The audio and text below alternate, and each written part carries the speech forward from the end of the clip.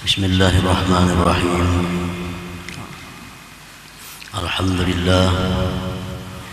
Alhamdulillahilladzi khalaqal ibada wa a'malahum wa waffaqahum wa hadahum wa ijtabahum.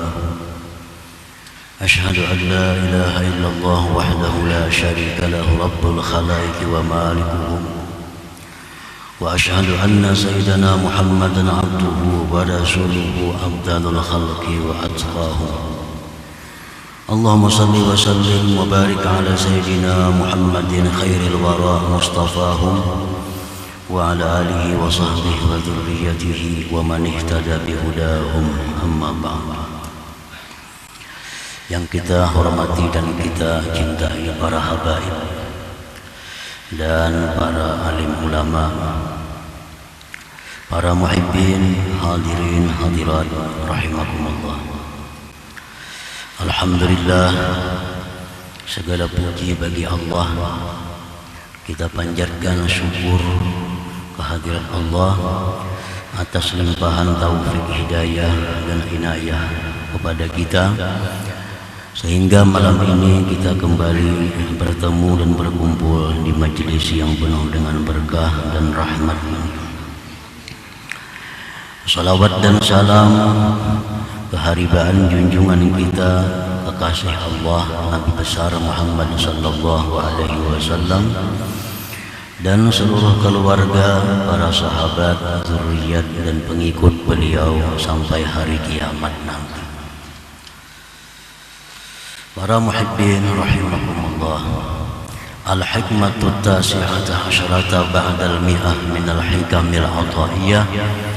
Qala al-imam Ahmad ibn Athaillah as-Sakandari rahimahullah wa nafa'ana bi ulumihi wa asrarihi. Hikmah yang ke-119 dari Al-Hikam, berkata Imam Ahmad bin Athaillah as-Sakandari rahimahullah wa nafa'ana bi ulumihi wa asrarihi. La tatlub iwadan ala amalin lastapa yakfi minal jazai laka alal amal angkana lahu qabila. Yang artinya, janganlah kamu menuntut kepada Allah, menuntut gantian, ganjaran atas suatu amal yang mana engkau tidak memperbuat akan amal itu. Cukup dari balasan bagi engkau atas amal itu bahwa adalah Allah menerima amal tersebut. Nah, itulah terjemahnya hikmah yang ke-119 ini. Maksudnya adalah, idza amilta ayyuhal murid amalan salatan kana aw ghairaha, apabila engkau beramal wahai seorang murid akan suatu amalan, baik itu amalan sembahyang atau lainnya, puasakah, hajikah, sedekahkah, salawatkah, zikirkah, fadzalika bimasyiatillah wa hidayatihi wa taufiqihi wa haulihi wa quwwatihi. Maka yang demikian itu adalah kehendak daripada Allah, hidayah dari Allah, taufik dari Allah, dan daya dan upaya dari Allah subhanahu wa ta'ala.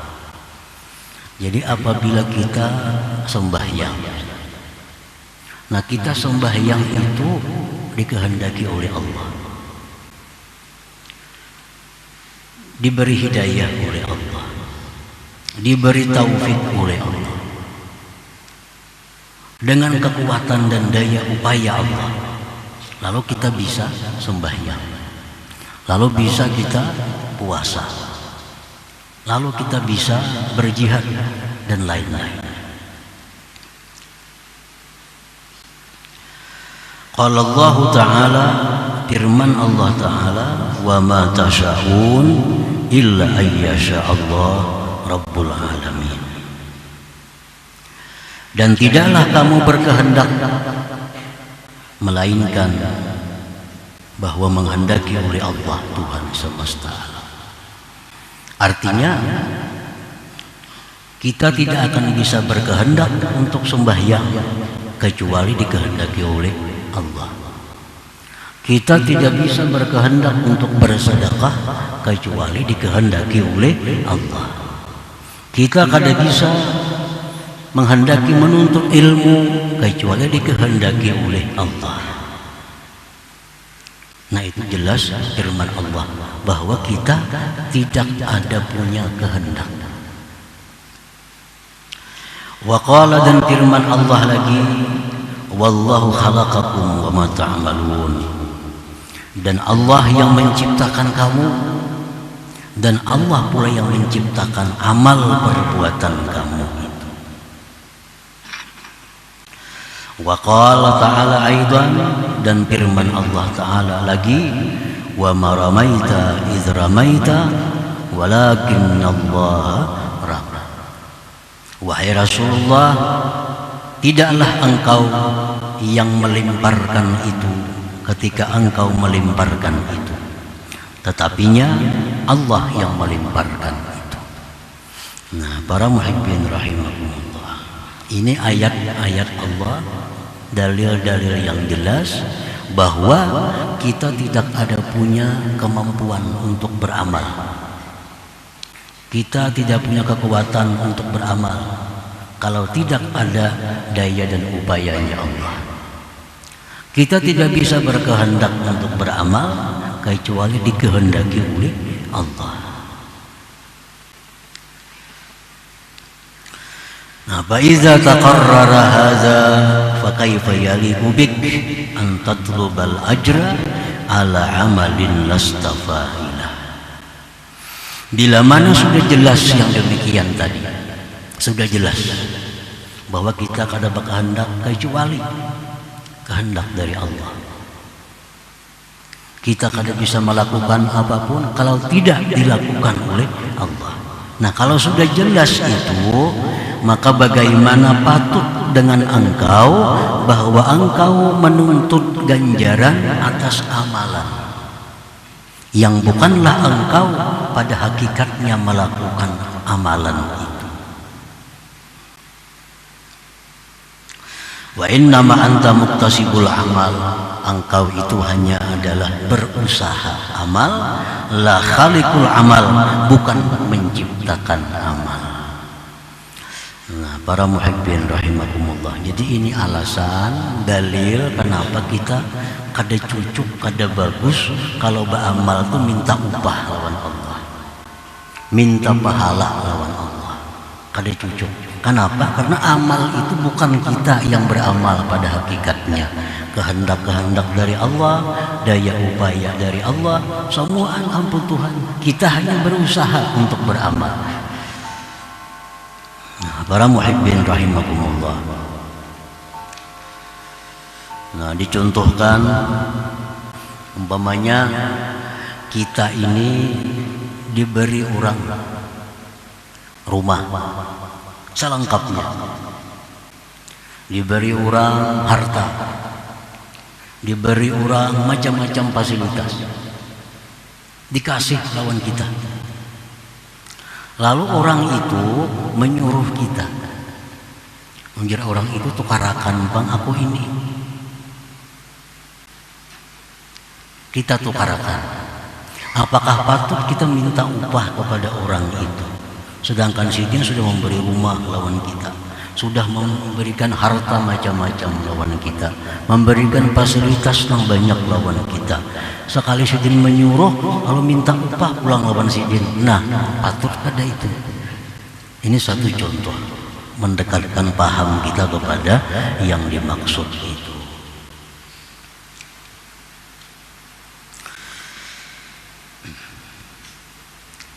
Wa idza amilta amalan wa talabtal iwad, fa anta jahilun billah, jahilun bimasyiatillah wa taufiqihi wa hidayatihi wa haulihi wa quwwatihi. Dan apabila engkau beramal satu amalan lalu minta gantian kepada Allah, minta ganjaran kepada Allah, ya Allah berilah sembahyangku ini pahala, ya Allah berilah sembahyangku ini surga sebagai gantiannya.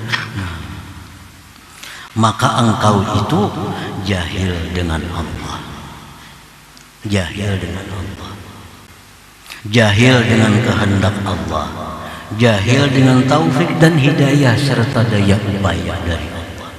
Berarti kita ini kada tahu pada bahwa Allah yang menggerakkan hati kita untuk beramal. Kita kada tahu bahwa Allah itulah yang memberikan daya upaya kepada kita sehingga bisa beramal. Kita kada tahu bahwa kita beramal itu dengan taufik dan hidayah dari Allah. Nah, kada tahu. Dikira ampun seorang, dikira kehendak-kehendak seorang, dikira kemampuan-kemampuan seorang, dikira lagi daya upaya seorang, dikira pulang kita beramal itu manfaatnya untuk Allah, lalu minta upah jadinya. Nah, itu sebabnya.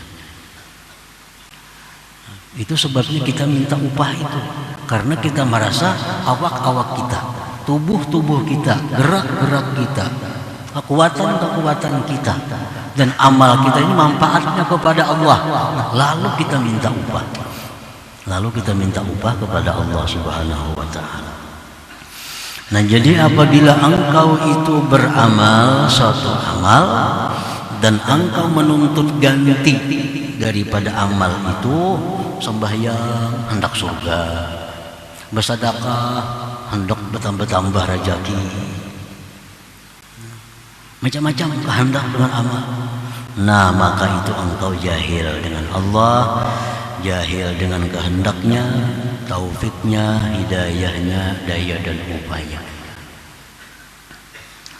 Wal jahil billah yastahiqqul iqab min. Orang yang jahil dengan Allah itu berhak disiksa oleh Allah. Nah, orang jahil dengan Allah itu berhak disiksa oleh Allah.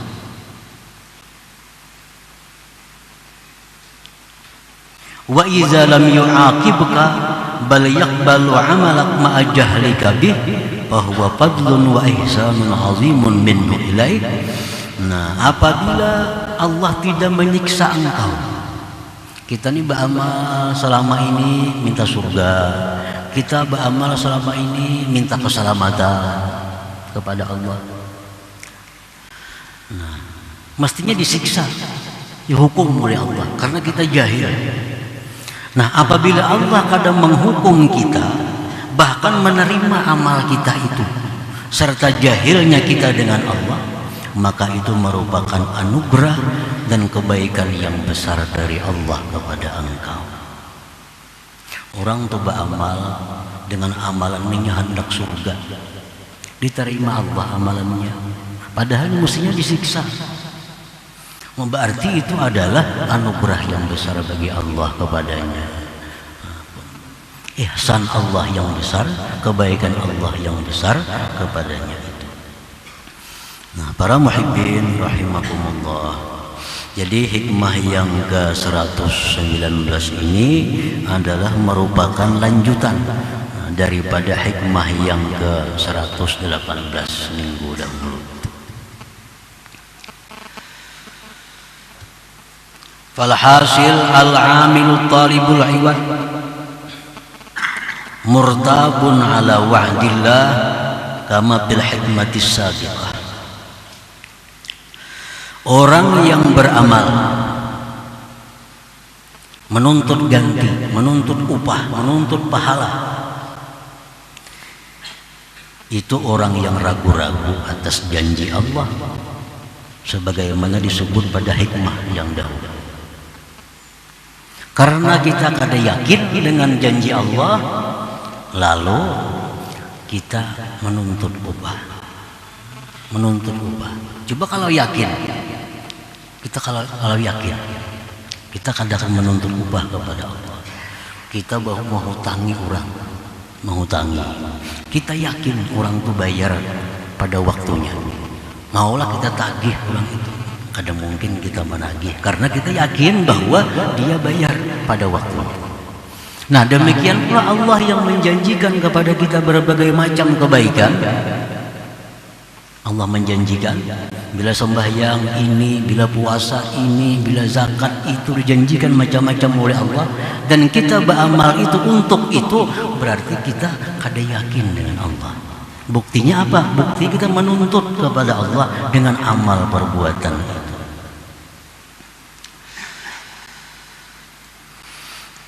Wajahilun billahi ta'ala, dan orang yang beramal menuntut gantian tadi jahil dengan Allah Ta'ala tadi, jahil dengan Allah, jahil dengan dirinya sendiri.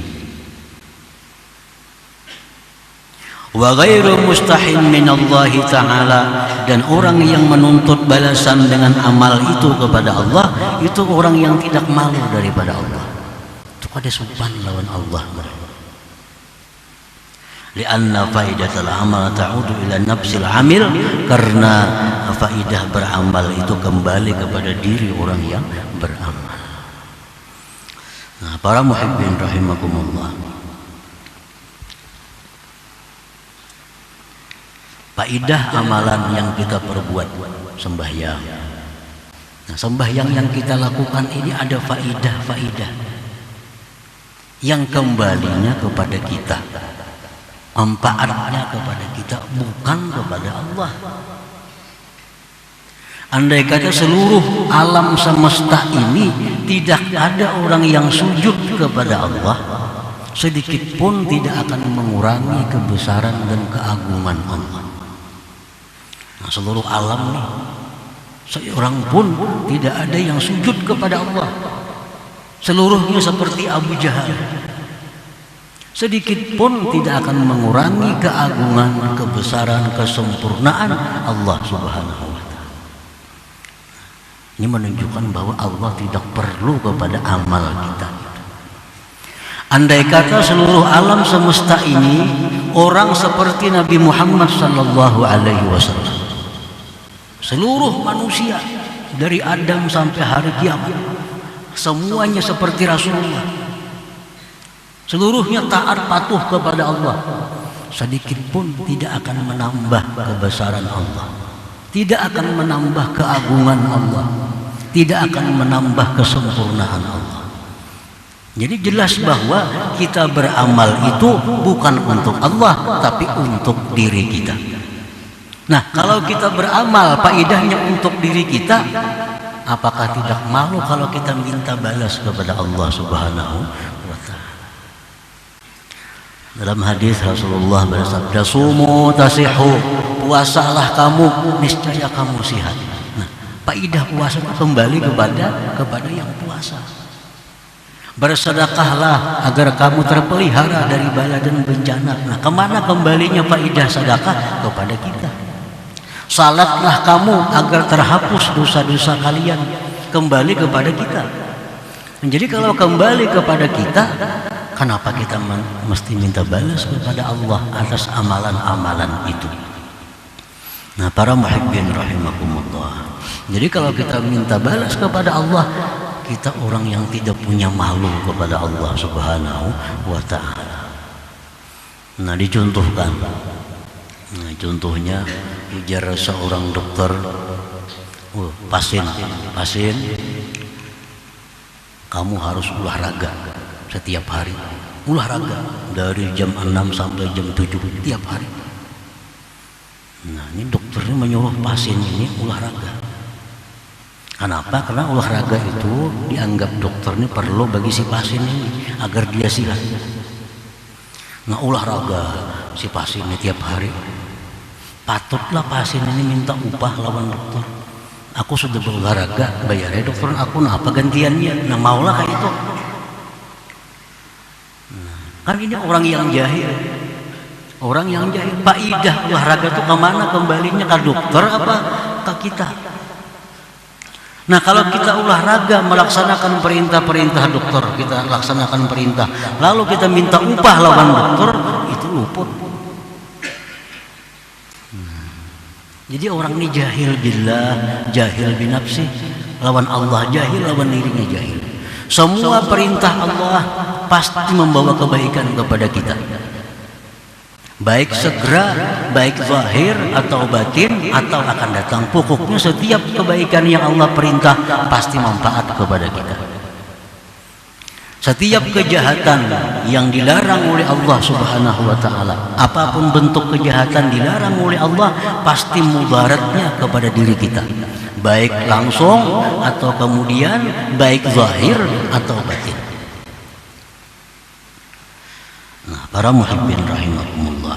Jadi dengan hikmah yang ke-118, hikmah yang ke-119 ini jelas bahwa kalau selama ini kita beramal mengharap sesuatu kepada Allah dengan amal itu, bahwa itu adalah suatu kesalahan kita yang mesti dirubah, mesti dirubah. Jangan sampai kita tergolong orang jahil, orang yang tidak pemalu kepada Allah, orang yang ragu-ragu dengan janji Allah. Nah, jadi kita mulai sekarang ini kita sembahyang semata-mata melaksanakan perintah Allah. Kita puasa semata-mata melaksanakan perintah Allah. Kita bersedekah semata-mata melaksanakan perintah Allah. Tidak ada harapan-harapan lain dengan sembahyang itu selain keridhaan Allah Subhanahu wa ta'ala. Nah, para muhibbin rahimakumullah, perkara kita minta surga kepada Allah itu disuruh.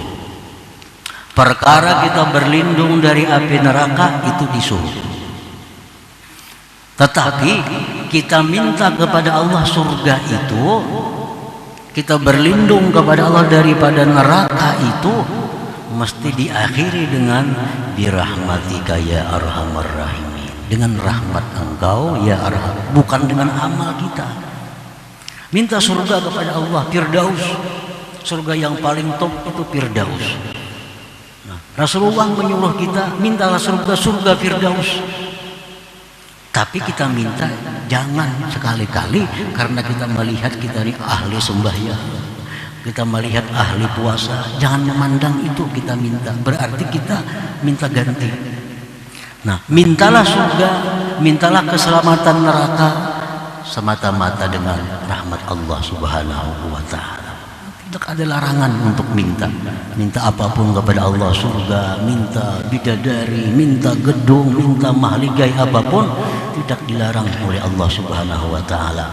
Tapi jangan sekali-kali minta itu diakibatkan karena sembahyang, disebabkan karena sembahyang, karena puasa, jangan. Mintalah kepada Allah dengan rahmat Allah Subhanahu wa ta'ala.